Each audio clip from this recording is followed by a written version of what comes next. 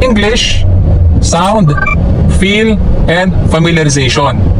Okay? So, let your instincts guide you, mga ka-fix-it.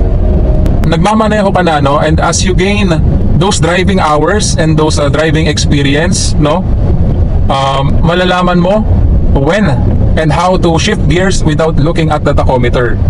Then eventually, magiging automatic reflex action to and muscle movement ang iyong katawan dahil makakasanayan mo na ito. Makakabuti din ito, no?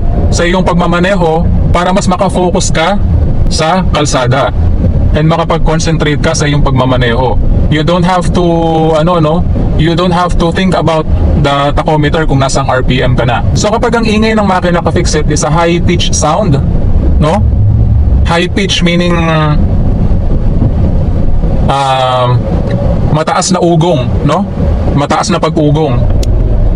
So that's the time na you need to upshift. So magdadagdag tayo ng gear. So meaning, ito kagaya nito, nasa first gear ako, no? Magbibigay ako ng gas, then clutch to the biting point. Ayan, hindi ako tumingin sa tachometer, ha. I just know, no?